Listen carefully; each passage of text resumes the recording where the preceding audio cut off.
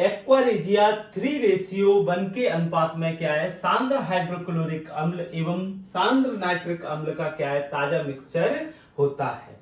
ये बोलना चाह रहे हैं कि एक्वा रेजिया एक ऐसा सॉल्यूशन है जो कंसंट्रेटेड HCl अम्ल और कंसंट्रेटेड क्या है, नाइट्रिक अम्ल का क्या है, ताजा मिक्सचर होता है, जिसमें HCl 3 पार्ट में होता है और HNO3 क्या है, 1 पार्ट में होता है। आपसे एग्जाम में प्रश्न पूछा जाएगा कि एक्वा रेजिया में HCl और HNO3 का रेशियो होता है, तो आपको याद रखना है 3:1 होता है। यही आपसे प्रश्न अगर ऐसे पूछा जाए कि एक्वा रेजिया में नाइट्रिक अम्ल और क्या है, HCl अम्ल का रेशियो होता है, तो यहाँ पे आपको लगाना है 1:3, क्योंकि यहाँ पे HCl जो है वो 3 पार्ट में होता है और HNO3 क्या है, 1 पार्ट में होता है। ये आपको याद रखना है।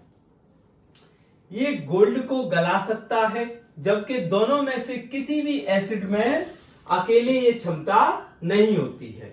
एक्वा रेजिया क्या है, भभकता द्रव होने के साथ में क्या है, हाईली कोरोसिव यानी प्रबल संचारक होता है। ये भी आपको याद रखना है। यह उन अभिकर्मकों में से एक है जो गोल्ड एवं प्लेटिनम को गलाने में समर्थ होता है। एक्वा रेजिया क्या है, गोल्ड और प्लेटिनम दोनों को क्या है, गलाने में सक्षम होता है, जबकि अकेले किसी भी एसिड HCl अम्ल और क्या है, HNO3 अम्ल किसी में भी क्या है, अकेले ये क्षमता नहीं होती है। ये आपको याद रखना है। साथ ही आपको याद रखना है कि एक्वा रेजिया का यूज कहां होता है, तो एक्वा रेजिया का यूज ज्वेलरी टेस्टिंग लैब में किया जाता है।